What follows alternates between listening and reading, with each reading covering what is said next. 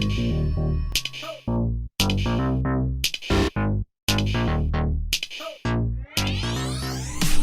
guys, good afternoon. So today we have our debate club person and our Rotaract Club person in the podcast today. So hi guys, introduce yourselves. Where are you guys from? What are you guys doing? How old are you? What do you like? Anything? Go crazy. You want me to go first? Okay. Hi, my name is Ryan. I'm a second year student studying data science and marketing. I'm currently the president of the Debate Club. And interestingly, Wahaj here is the ex-president of the Debate Club. I didn't know that. Yeah. Apart from that, I guess hobby-wise, I like listening to music, playing video games. Yeah, pretty much. Cool.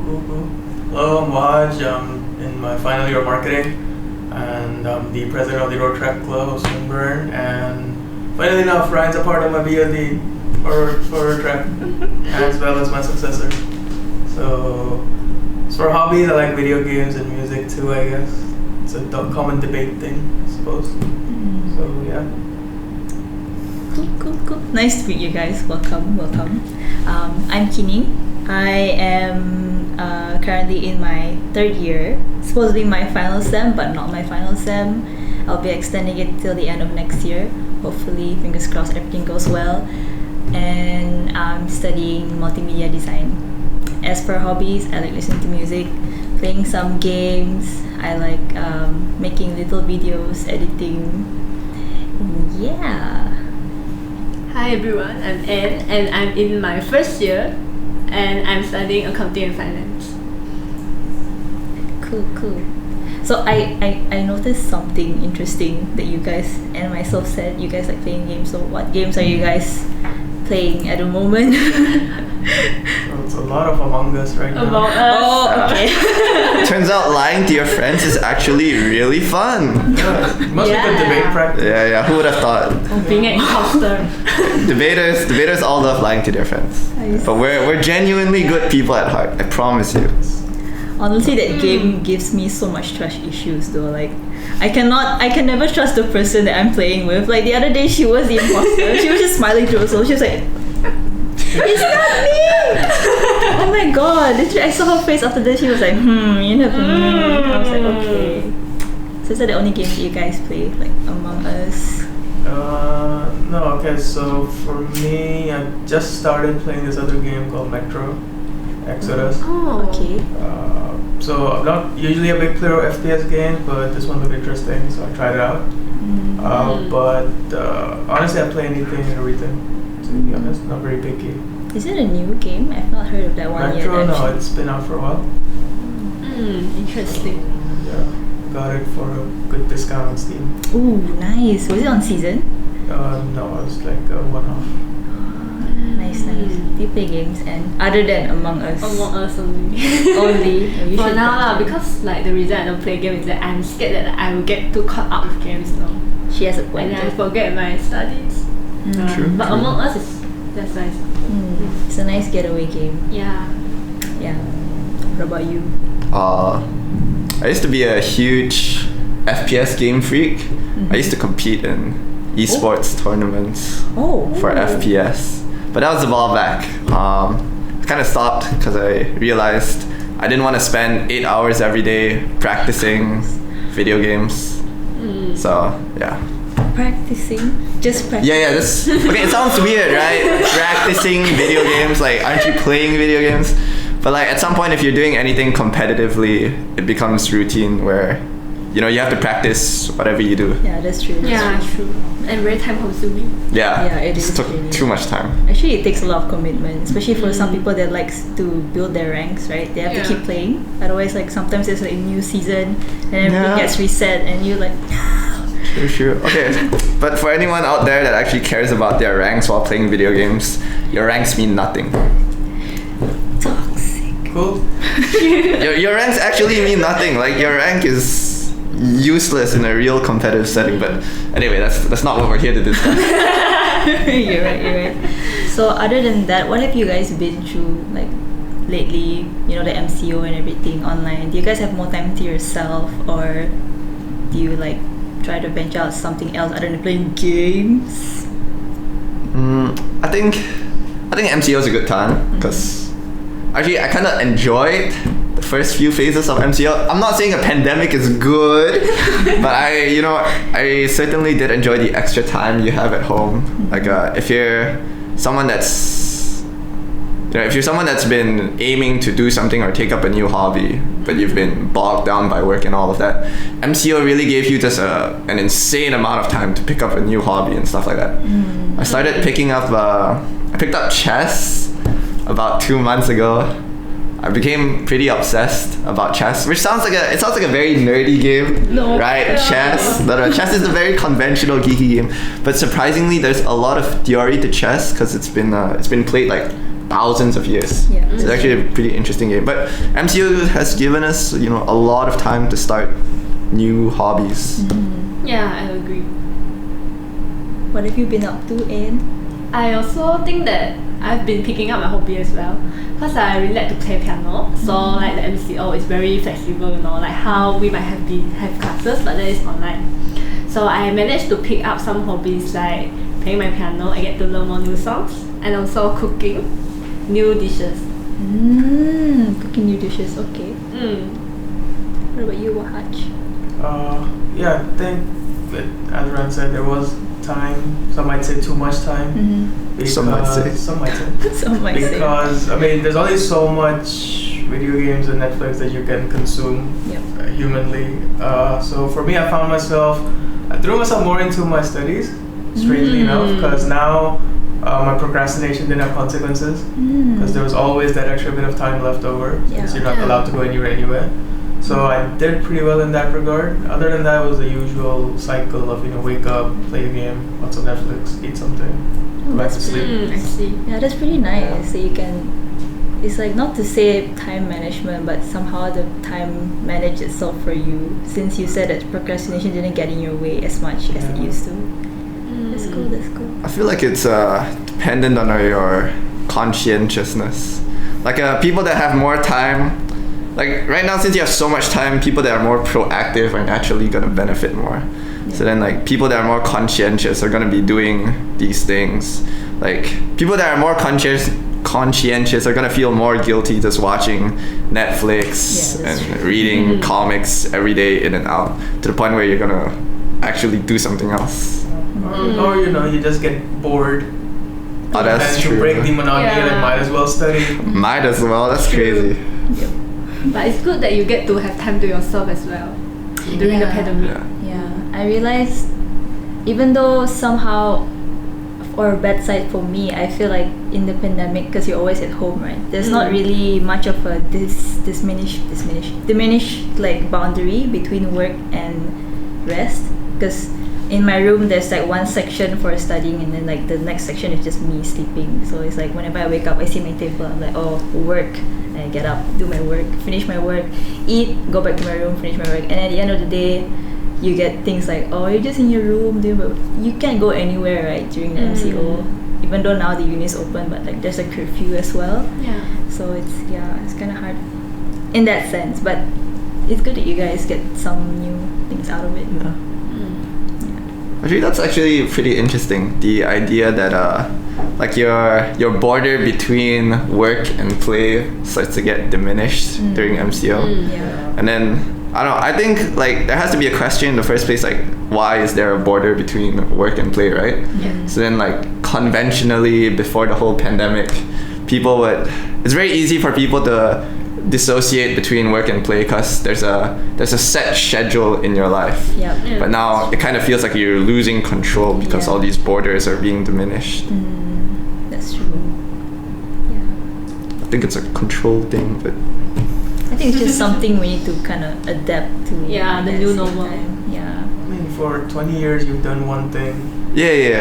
For 6 months you're not supposed to do that thing. It makes you feel like you don't have control over your life. Haywire in the beginning. Lose your mind. So this is cool. So other than hobbies, do you guys have any upcoming events, hopefully, from your clubs? for the future? I go. Yeah, you go first. Alright. So for Rotaract, we have our 19th installation.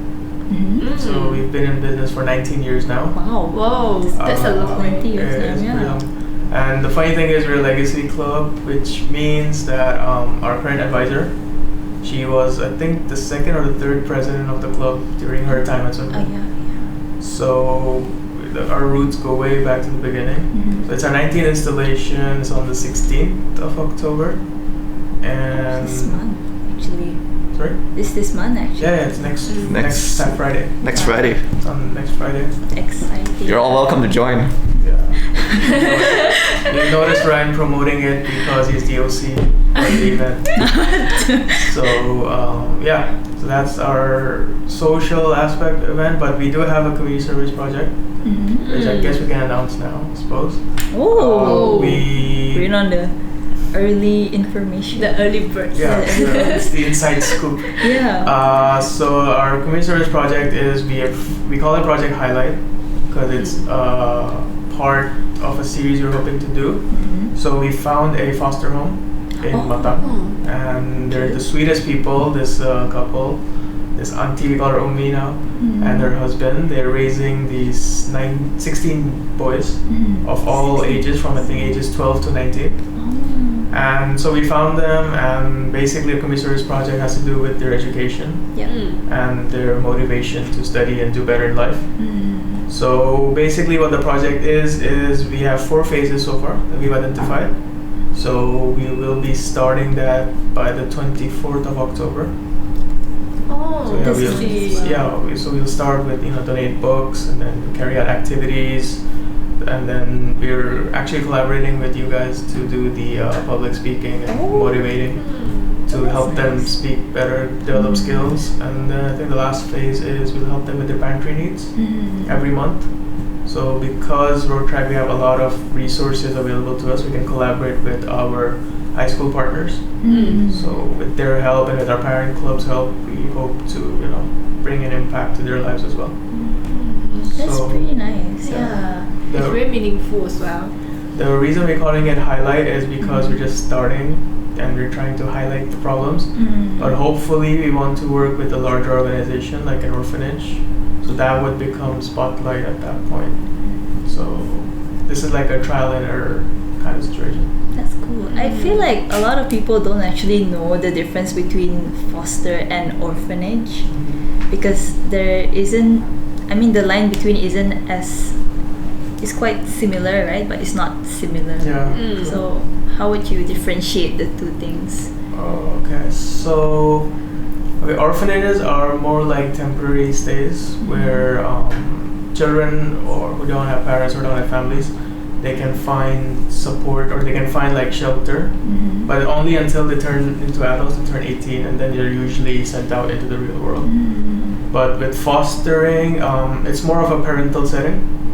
So the foster parents, they already have kind of adopted you to try and make you or make the child into a functioning member of society, I guess. I see. So it's more of a home setting, so it's more personalized. So there's no age limit usually for fostering, and it's up to the parents at the end of it if they want to adopt or not. So that's the difference. I see. There really is difference. Yeah. Honestly, for myself, I didn't really realize that there was like a difference, because it was kind of like the same for me, because I'm not that knowledgeable about this kind of stuff, because honestly I've never really indulged in these charity events. Like I have like volunteered, but not as in depth as what Rotaract Club does. So yeah, it's really nice to get to know about that. Yeah, it's pretty cool. What about you? Do you have like a Future events? yeah? Well, the thing about debate right now is not many people want to debate online, Yeah. Like the whole structure kind of falls apart, because the whole point of debate is you want to see charisma, you want to see interactivity between people, you want to see people argue with each other. It's fun to see people argue, but online, all the elements of that just get lost. You sit on the screen for 7 minutes, you just hear someone droning into your ear, you're like yes. Like, it's not very interactive, but we are planning to enter a few virtual debate competitions this semester. We have a debate club Discord where we try to, even though debates are not as interactive, not as meaningful as they used to be, we still try to help people develop things like critical thinking skills, argumentation, because you have a lot of time during MCO. And I think what people don't understand is that debate club isn't just about debating, it's also about the way you formulate your arguments. Like how I speak and how someone else speaks.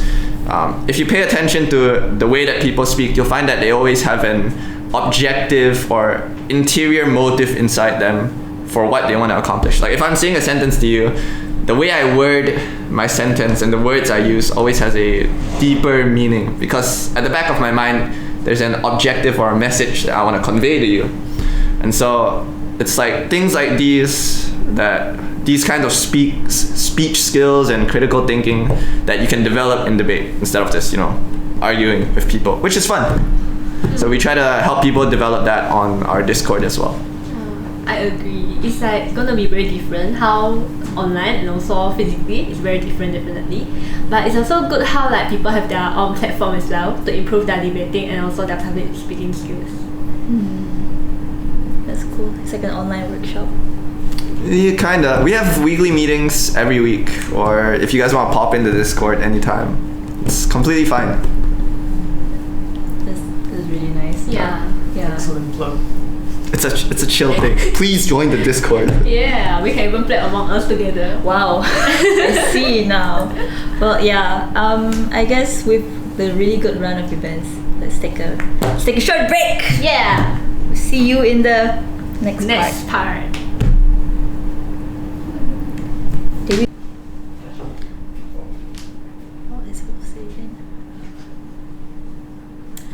There was a good run of events presented by both the Debating Club as well as the Rotaract Club, but we gotta leave for a bit. See you in the next session.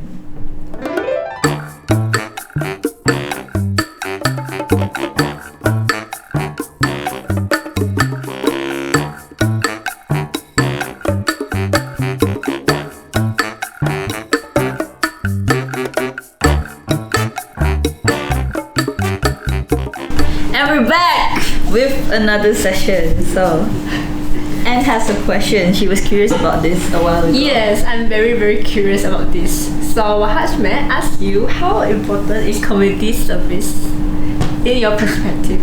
How important? I think, community service can be very important. I think, but not in the sense that you might imagine. So usually when you think about community service, we think about it as, we're trying to benefit the community, which is fine, yes, that is the goal. But I think as students, we don't realize how much it benefits us as well.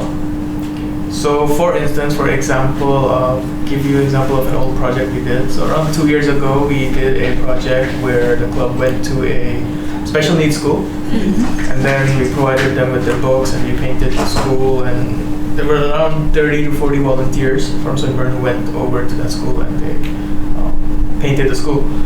So yes, it will help the school out and the kids were very grateful and the teachers were very, and that's fine. But what they don't realize is, to you as a person, when you serve your community, there's something in you that changes for the better. Mostly you have a better appreciation of how other people live or how those who struggle, what they go through. So what it does is it broadens your perspective, or it gives you a better understanding of, yes, okay, fine, we live in this little bubble where our internet and our social media is all that's important to us, or we can't get these shoes or we can't get these clothes.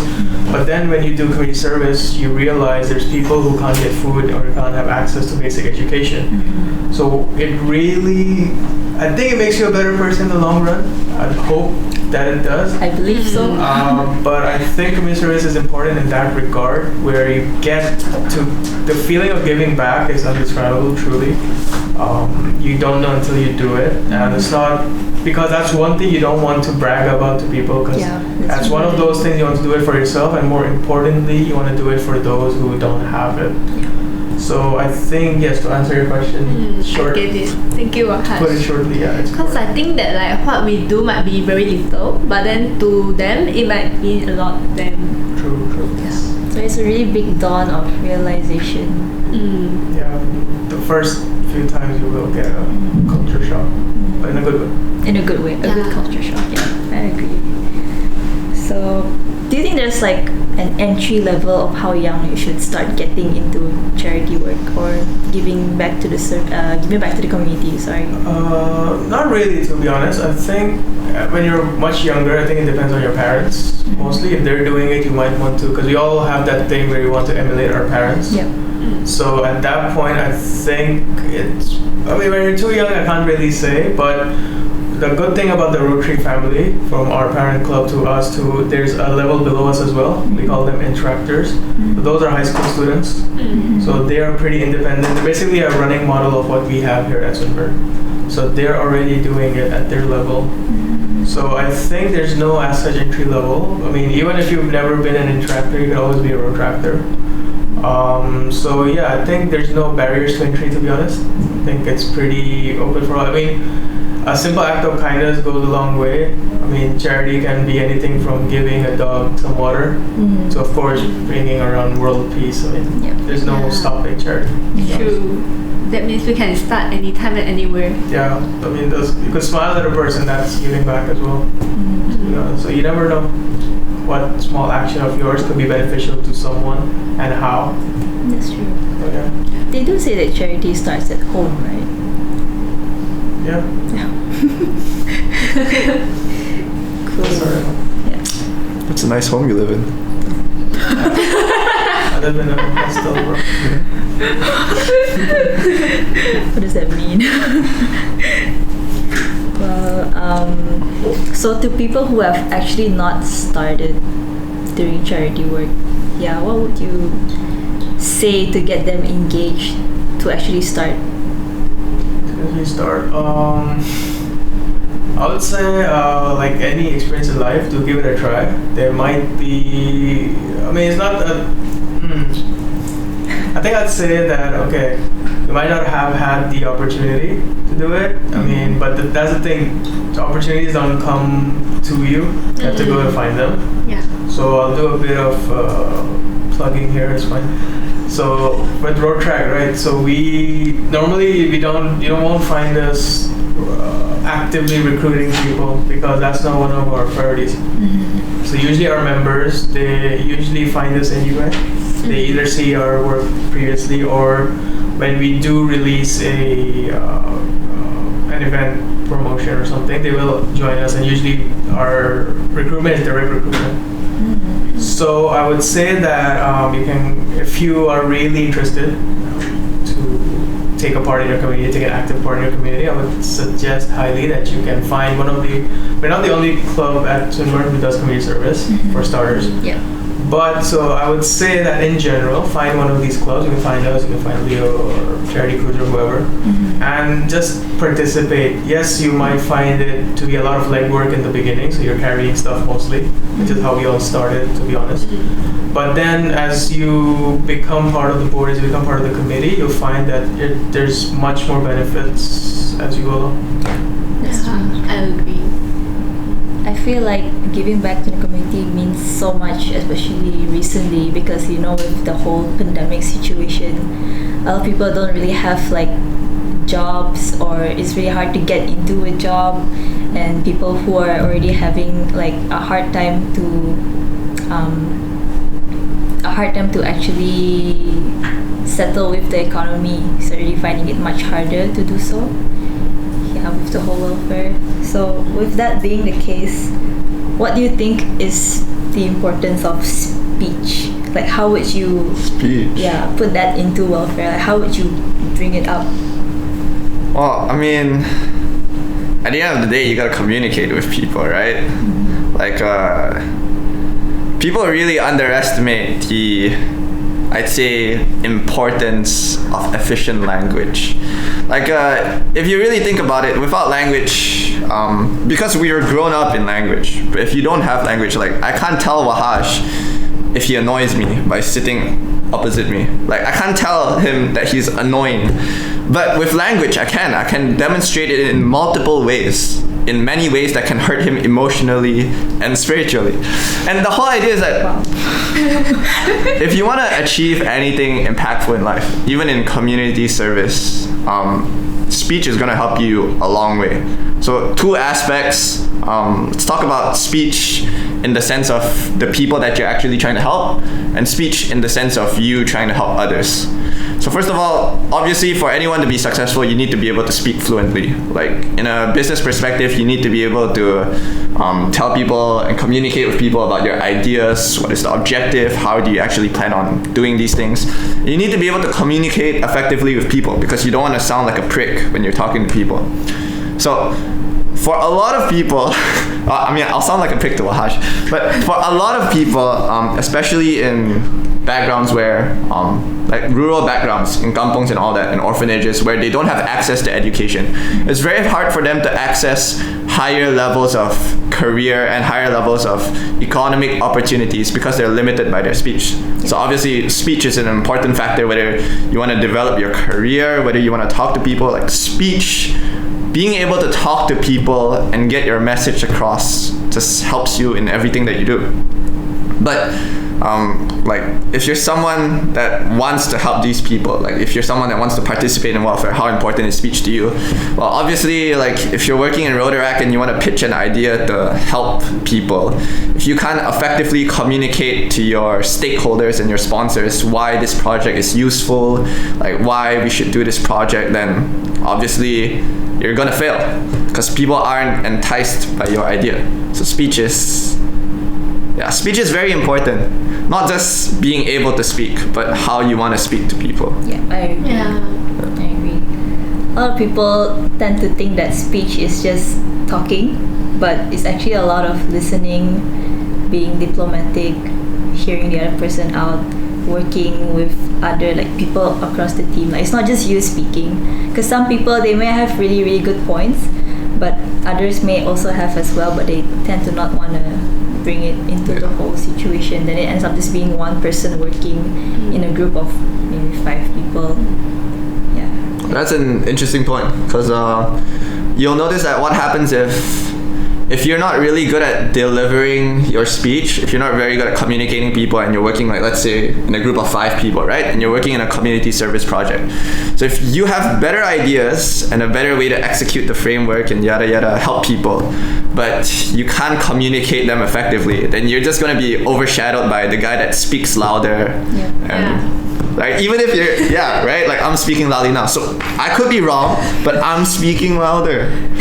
So it's very important that you being able to communicate with people. It's very important. It's how like they always say that communication is the key, and it really is the key, because if you don't communicate with people, right, then they also don't know what you're thinking inside. Yeah, that's really true.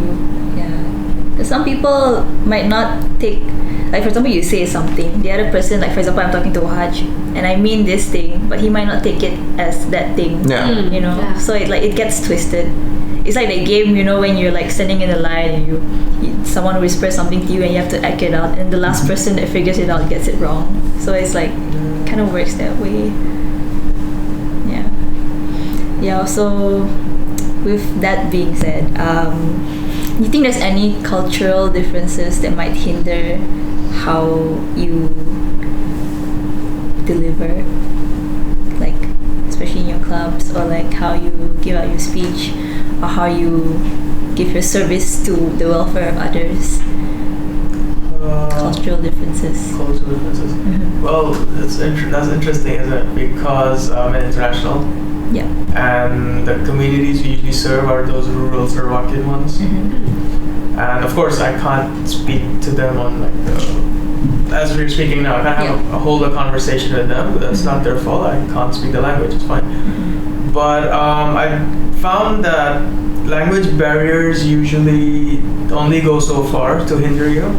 They're not the like absolute roadblock that you cannot overcome.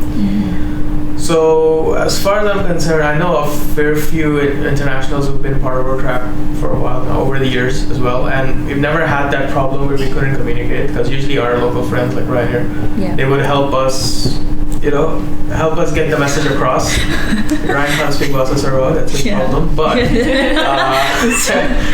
you get my point, right? So I think language barriers aren't that big an issue when it comes to community service, because at the end of the day, everyone understands the general giving and taking nature of how life works. So that's not too much of an issue, or the biggest of challenges, to be honest. Just communication now, basically. So what about you? What do you think? For debate, I think there are absolute cultural differences that stop debate.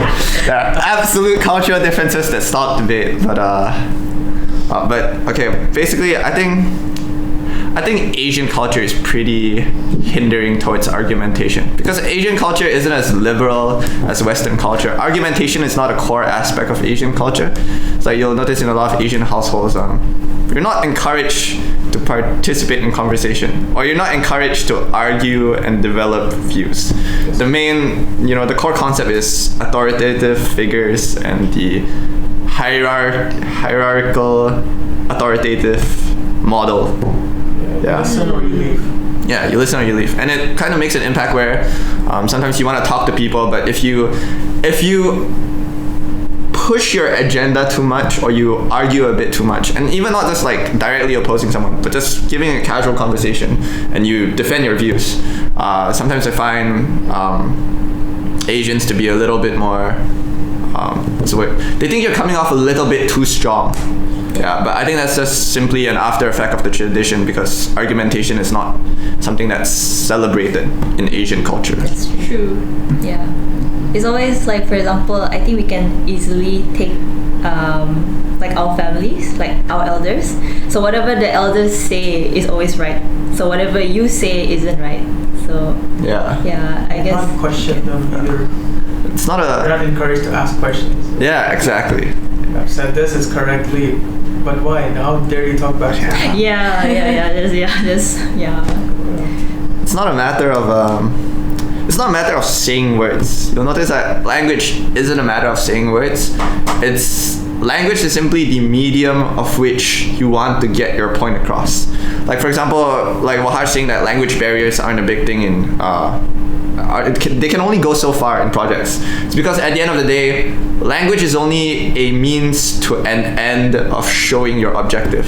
And the thing about community service is we're already showing you what our objective is. Our objective is to help you.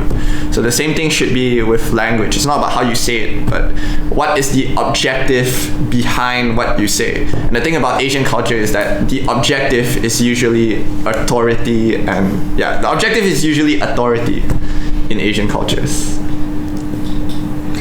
Authority. Yeah. Okay, that's pretty solid from the both of you. But so with all that being said, it was a really plentiful conversation. Really, a lot of insight, like what you said, inside scoop. Sure. Inside scoop. Yeah. So in the future, it doesn't have to be this year, it could be next year. But once it's all settled, will it be like a collaboration between the two clubs? I mean, we're already planning a collaboration now. Yeah, I mean, it's not too far in the future, I guess. I think even when I was part of Debate, primarily, I always thought that we could always naturally ally ourselves with Rotaract. And even now as Rotaract, I still believe the same, because see, Rotaract, we don't only do community service, we also do professional development as well. Okay. So we think that the opportunities Debate provides to Rotaract are immense. So with public speaking, with critical thinking, with debate in general as well, Model UN, debate competitions. There's a lot of events that Debate can run that Rotaract can piggyback off and make it part of our own as well. Yeah.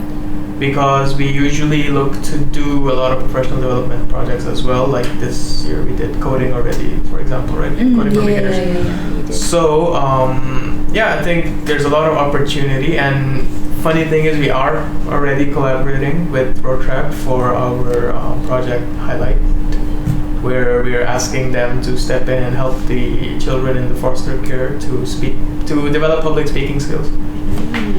So I think it's a start, I guess, the first official collab. Yeah. But I think there's a lot of scope in the future as well, even after our time is done, hopefully. It's a good start. Yeah, you gotta start somewhere. It's really nice. You guys have sort of like a what do you call that? A skeleton of what's to come. So this is probably gonna go long term, perhaps, hopefully. Hopefully, Yeah, I mean, speaking is just an important part for professional development and for community service. So we always try to make our project sustainable long term, because there's no point in just giving away something that's Yeah. True. Thank you. I think the students will like this as well. It will be a really good opportunity for both sides. I mean, if any of you want to like help people, the opportunities are always there. Like there's Rotaract Club, there's Leo Club, like it's all there. Just actually get out there and do it. Yeah. Do it. Get out of your comfort zone. I mean, Do it. even for this coming project, we would be more than happy to have you guys here to come along and see how we do things and actually participate. So I think it's a call to action right now. If you have any books you wish to donate, you can reach out to us. You can find us on campus or on Facebook, Instagram, whatever. And we'll be more than happy because we are currently collecting books. So any kind of books that you have, storybooks, workbooks, your old SPM books even, it's fine. We'll take them, take anything. And because we're hoping to donate it to them. So, and if you want to come along, then of course, more than welcome. So yeah. Pretty neat. Baby steps, everyone. Baby steps. So I guess we have all witnessed the dawn of a new era between the two teams finally, like a collaboration. So yeah, best of two worlds. I mean, since you were from Debate Club, you kind of know the, I don't know what that's supposed to mean, but It's okay. Yeah, no, ignore it. yeah. Yeah. So it's really great having you guys for this session. Thanks for having us. Thank you. Yeah. Thank you for Thank thank you for coming, and thank you for listening to this wonderful podcast, And let's be excited for their upcoming collaboration. which is soon. Stay tuned to their social medias and on here as well. It'll probably be down in the description. Yeah, head down and click. And yeah, that's all from us for now. So we are your hosts, Anne and Kining, together Yeah. with Ryan and Wahaj, ending dismissing everyone with this podcast. Bye bye. See you next time.